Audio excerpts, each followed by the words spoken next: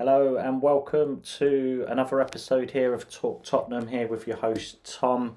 Guys, I'm going to give you a match preview in this video for Sunday's big game at the Tottenham Hotspur Stadium against Nottingham Forest at 6 p.m.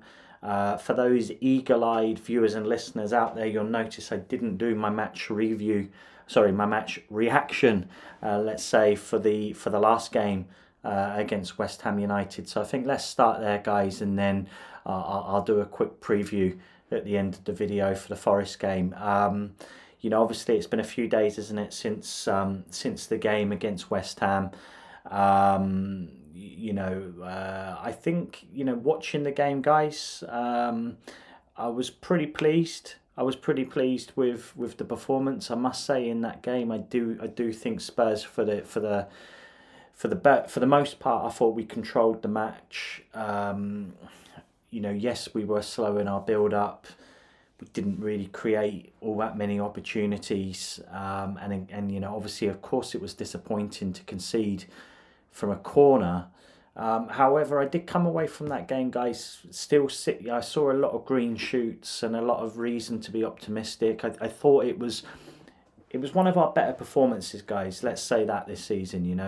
Of course, it wasn't the best performance, but coming away from the London Stadium, for me, guys, it was a point gained rather than two lost. I know it felt like that in the moment, the fact that we had thrown away a lead, but I thought there was enough good signs there. Brennan Johnson. Outstanding performance from Johnson. He's showing really, really good maturity and form, and we're seeing the best side of his game now. I thought, on the whole, the build-up play was not too bad, guys. It was just, lacking some conviction at the end. The chances, obviously, Destiny Udogie had a great chance at the end, didn't he, to win it. It's probably not who you want there as your left back. But just looking at that chance on the replay, he was right in the centre of the goal and just on the edge of the penalty area, and that really was the chance to win it. Sonny looked to be getting into some good positions, but didn't really have any chances. I thought Werner was quiet, I have to say, but it was better from Basuma and Bentancur. I thought did look quite good. And it was nice to see. I liked Ange's lineup, going with Maddison and Bentancur in the midfield. In my pre-match preview, I thought he might go with Højbjerg and maybe even go with Lo Celso. But I was really pleased to see Maddison and Bentancur playing together. Bentancur's just so good, isn't he? He's so good. He really controls the game so well. Some beautiful football he was showing in that game. Maddison obviously coming off early again. I'm not quite sure what that was, guys. Was it tactical? Is he not really up to speed yet with his fitness? I'm not sure. Something is lacking from his game, but for me, I thought he did quite well, guys, in the game. He was definitely growing in influence as well in that game. Mickey van der Ven. I'm running out, guys. I've run out of things to say about the guy, but again, he's so pivotal now to the way we play. He's just an essential cog in the wheel, guys. And those recovery runs, some brilliant challenges again, keeping Bowen quiet. Jared Bowen had a really, really good game, especially with his corners, his deliveries. They were threatening all night. I mean, that brings me on to the next point. Do we have a problem a little bit with Vicario and coming for crosses and corners? We have conceded a fair few corners this season. I mean, I think back to obviously Everton, that was a free kick, but it's still a set piece. We conceded against Wolves with João Gomez scoring a header. We've obviously conceded again at the weekend. We conceded in the FA Cup when we went out in that replay. So I think, it was just really worrying, guys, just to see how much of a nuisance corners were proving to be. And every single time West Ham had a corner, my heart was in my mouth. I couldn't even watch. Such was the the deliveries that they were putting into the box. But at the end of the day, there was, Moyes came out after and said on the balance of play it should have been a draw. I mean, for me, guys, I mean, I don't know what you guys think, viewers and listeners, but I thought we really dominated that game. Without, to be fair, we didn't create a lot, but I thought we had all of the ball, and West Ham basically were just like, all right, let's put 11 men behind the ball and break us down, and we couldn't really, and that's been a problem all season for us, guys, isn't it? Apart from the first 10 games of the season, we just haven't found a way round these teams on a consistent enough basis. But having your best lineup available, Van de Ven back in there, of course. We've got the first choice defence back together again.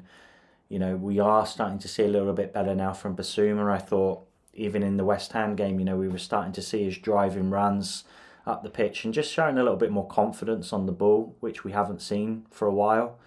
Obviously, Pat Matasar came in as well. It was a bit of a surprise to see him drop to the bench, but he has played a lot of football. And as I say, I was pleased to see Bentancur coming in and partner up with Maddison. Obviously, Werner was really quiet. He did get the assist. That's the thing. People are slating Werner, but he is impacting games. He's whatever way, even if it's an assist or a goal, he is impacting.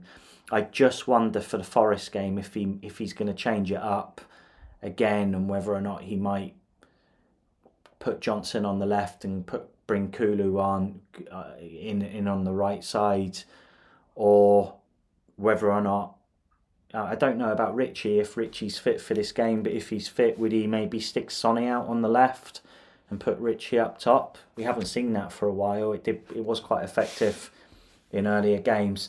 I mean, just looking at the Forest game now, guys, I mean, the fact that United lost last night against Chelsea, I mean, how they threw that game away after being 3-2 up, I mean, that was a great result for us, guys, because it means we're 9 points ahead of United now. Have they played one more game than us as well? I think we're level on games played.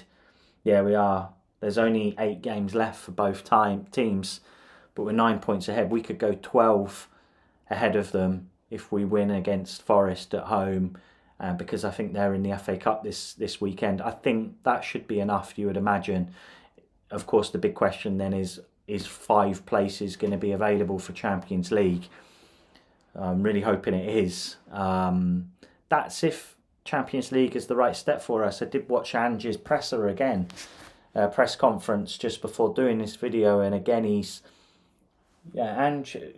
it's the Champions League football. It's not the be all and end all for him. I think he just wants to see progression, and if that means Europa League football next season, I mean, let me know, guys, in the comments. What competition would you want to see Spurs in next season? Would you want Champions League with the extra revenue that brings? It's fair to say though, guys, isn't it? It would be ahead of schedule, qualifying for the Champions League. Nobody expected that this season. Would you be okay with being in the Europa League, and albeit, especially I would say, guys, a competition which is far easier to win, and a competition I think Ange would take seriously.